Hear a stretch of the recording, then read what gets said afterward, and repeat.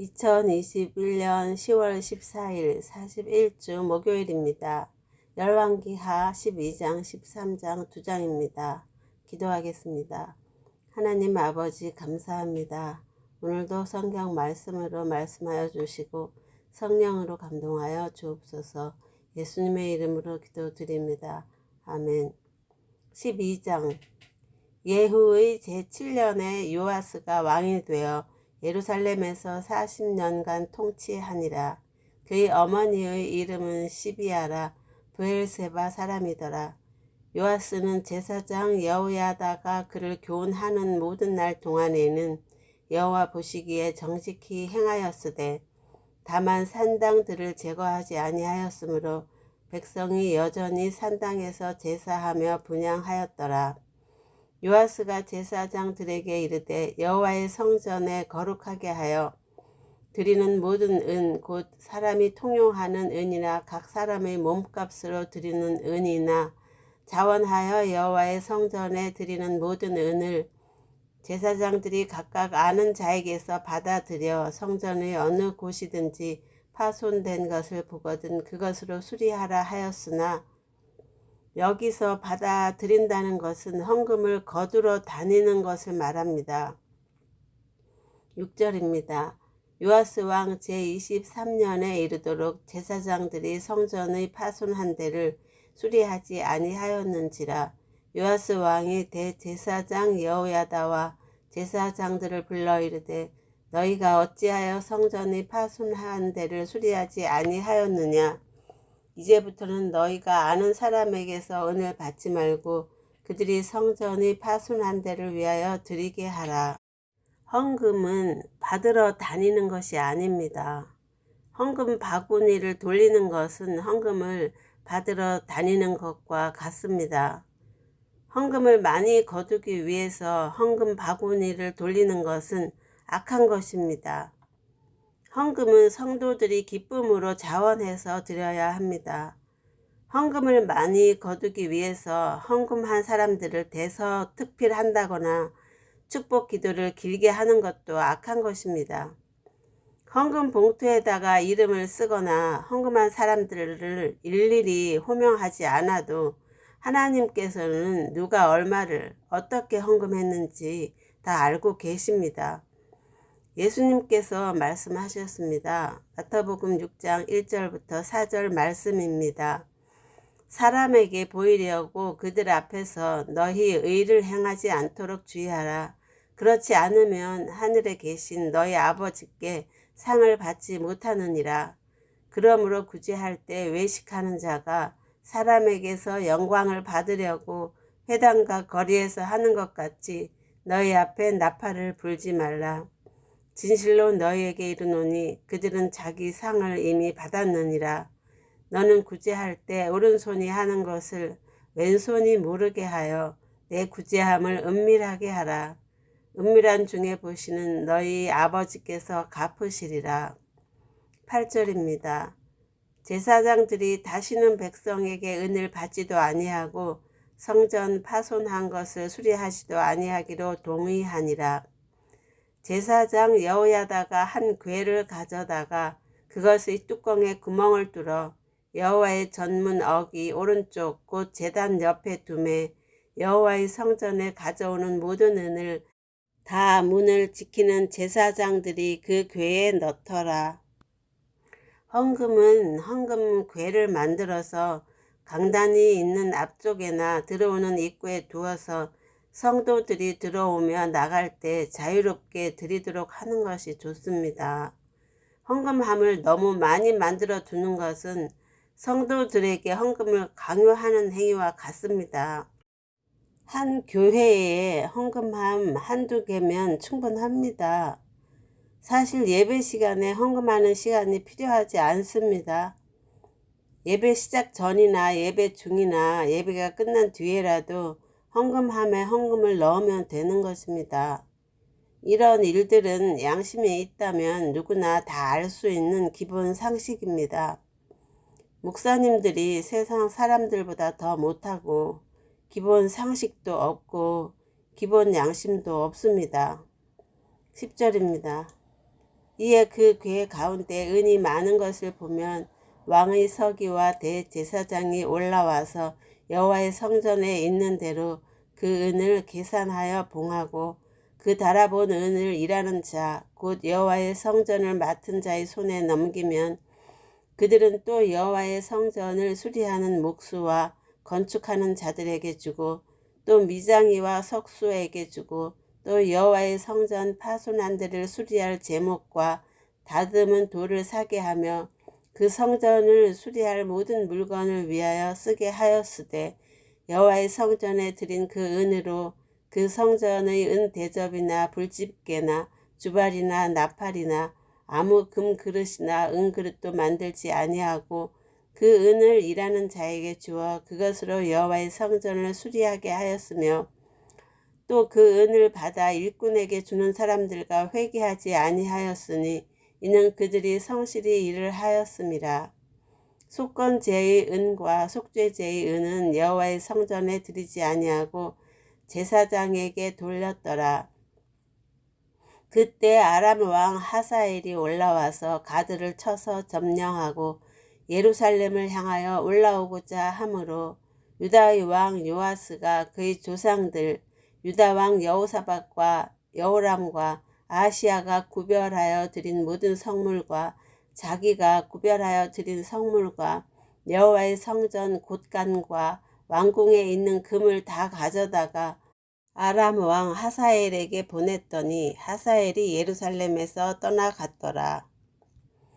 요아스 왕이 아람 왕 하사엘이 쳐들어올 때 금식을 선포하고 하나님께 기도했다면 하나님께서 구원해 주셨을 텐데 기도하지 않고 스스로 적에게 항복하여 왕궁의 보물과 성전의 보물을 다 가져다가 하사엘에게 바쳤습니다. 그 결과 요아스 왕은 부하들에게 죽임을 당했습니다. 성도들이 하나님을 의지하지 않고서는 세상을 이길 수가 없습니다. 세상 사람들은 성도들보다 훨씬 더 강하고 똑똑하고 지혜롭습니다. 19절입니다. 요아스의 남은 사적과 그가 행한 모든 일은 유다 왕 역대 지략에 기록되지 아니하였느냐. 요아스의 신복들이 일어나 반역하여 실라로 내려가는 길가의 밀로 궁에서 그를 죽였고 그를 쳐서 죽인 신복은 신므아스의 아들 요사갈과 소멜의 아들 여호사밧이었더라.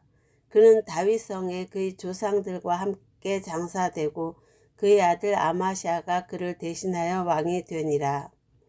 13장 유다의 왕 아하시야의 아들 요아스의 제23년에 예후의 아들 여호아스가 사마리아에서 이스라엘 왕이 되어 17년간 다스리며 여호와 보시기에 악을 행하여 이스라엘에게 범죄하게 한 느밧의 아들 여로보암의 죄를 따라가고 거기서 떠나지 아니하였으므로 여호와께서 이스라엘에게 노하사 늘 아람 왕 하사엘의 손과 그의 아들 베나닷의 손에 넘기셨더니 아람 왕이 이스라엘을 학대하므로 여호아스가 여호와께 간구하매 여호와께서 들으셨으니 이는 그들이 학대받음을 보셨음이라.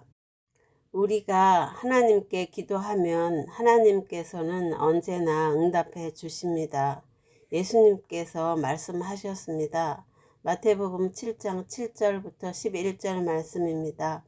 구하라 그러면 너희에게 주실 것이요 찾으라 그러면 너희가 찾을 것이요 문을 두드리라 그러면 너희에게 열릴 것이니 구하는 이마다 받을 것이요 찾는 이가 찾을 것이요 두드리는 이에게는 열릴 것이니라. 너희 중에 누가 아들이 떡을 달라 하면 돌을 주며 생선을 달라 하면 뱀을 줄 사람이 있겠느냐. 너희가 악한 자라도 좋은 것으로 자식에게 줄 줄 알거든 하물며 하늘에 계신 너희 아버지께서 구하는 자에게 좋은 것으로 주시지 않겠느냐. 5절입니다.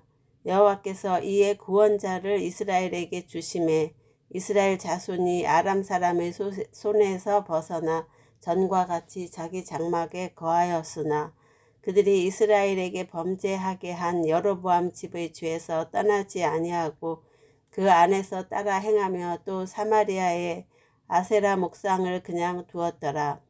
아람 왕이 여호아스의 백성을 멸절하여 타작 마당의 티끌같이 되게 하고 마병 50명과 병거 10대와 보병 10,000명 외에는 여호아스에게 남겨두지 아니하였더라. 여호아스의 남은 사적과 행한 모든 일과 그의 업적은 이스라엘 왕 역대 지략에 기록되지 아니하였느냐. 여호아스가 그의 조상들과 함께 잠에 사마리아에 장사되고 그 아들 요아스가 대신하여 왕이 되니라. 유다의 왕 요아스의 제37년에 여호아스의 아들 요아스가 사마리아에서 이스라엘 왕이 되어 16년간 다스리며 여호와께서 보시기에 악을 행하여 이스라엘에게 범죄하게 한 느밧의 아들 여로보암의 모든 죄에서 떠나지 아니하고 그 가운데 행하였더라.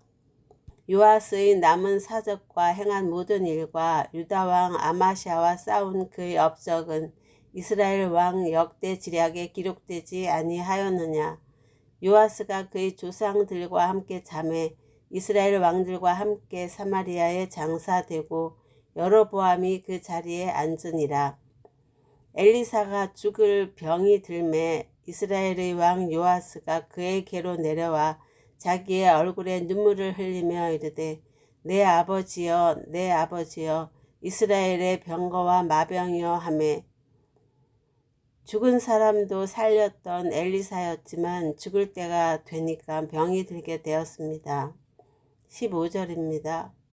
엘리사가 그에게 이르되 활과 화살들을 가져오소서 하는지라. 활과 화살들을 그에게 가져오매 또 이스라엘 왕에게 이르되 왕의 손으로 활을 잡으소서 하매 그가 손으로 잡으니 엘리사가 자기 손을 왕의 손 위에 얹고 이르되 동쪽 창을 여소서 하여 곧 열매 엘리사가 이르되 쏘소서 하는지라. 곧 쏘매 엘리사가 이르되 이는 여호와를 위한 구원의 화살 곧 아람에 대한 구원의 화살이니 왕이 아람 사람을 멸절하도록 아벡에서 치리이다 하니라. 하나님께서는 어떤 일이 일어나기 전에 때때로 그 일이 일어날 징조를 미리 보여주십니다. 18절입니다. 또 이르되 화살들을 집으소서. 곧 집음에 엘리사가 또 이스라엘 왕에게 이르되 땅을 치소서 하는지라. 이에 3번 치고 그친지라. 하나님의 사람이 노하여 이르되 왕이 6번 칠 것이 아니니까 그리하였더라면 왕이 아람을 진멸하기까지 쳤으리이다. 그런즉 이제는 왕이 아람을 3번만 치리이다 하니라. 하나님께서 말씀하실 때는 하나님께서 말씀하시는 의도를 정확하게 파악해야 합니다. 그렇지 않고 하나님의 말씀을 자기의 의도로 파악해서는 하나님의 반역자가 될 수밖에 없습니다. 요아스 왕이 엘리사가 화살들로 땅을 치라고 할 때 그 의도를 잘 알았더라면 여러 번 쳐서 아람을 완전히 물리칠 수 있었을 것입니다. 20절입니다. 엘리사가 죽으니 그를 장사하였고 해가 바뀜에 모압 도적대들이 그 땅에 온지라. 마침 사람을 장사하는 자들이 그 도적대를 보고 그의 시체를 엘리사의 묘실에 들이 던지니 시체가 엘리사의 뼈에 닿자 곧 회생하여 일어섰더라. 죽은 엘리사의 뼈가 죽은 사람을 살리는 놀라운 기적을 일으켰습니다. 하나님은 전능하심으로 못하실 일이 전혀 없습니다. 우리는 마지막 날에 하나님의 능력으로 부활하게 될 것입니다. 예수님께서 말씀하셨습니다. 요한복음 6장 38절부터 40절 말씀입니다. 내가 하늘에서 내려온 것은 내 뜻을 행하려 함이 아니요 나를 보내신 이의 뜻을 행하려 함이니라.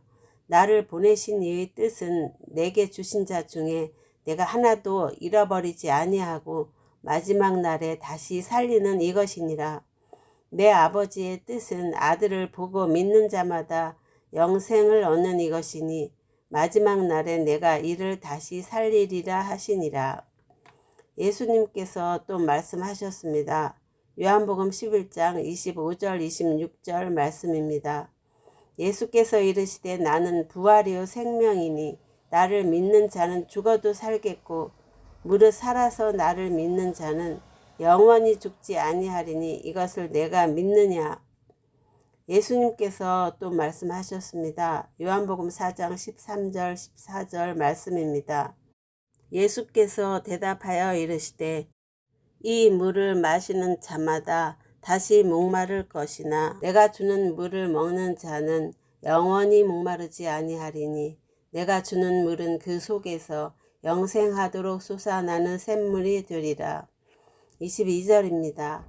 여호아하스 왕의 시대에 아람 왕 하사엘이 항상 이스라엘을 학대하였으나 여호와께서 아브라함과 이삭과 야곱과 더불어 세우신 언약 때문에 이스라엘에게 은혜를 베풀며 그들을 불쌍히 여기시며 돌보사 멸하기를 즐겨하지 아니하시고 이때까지 자기 앞에서 쫓아내지 아니하셨더라.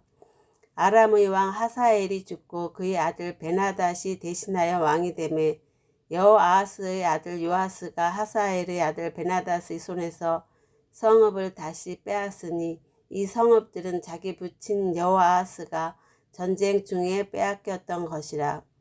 요아스가 베나닷을 3번 쳐서 무찌르고 이스라엘 성읍들을 회복하였더라.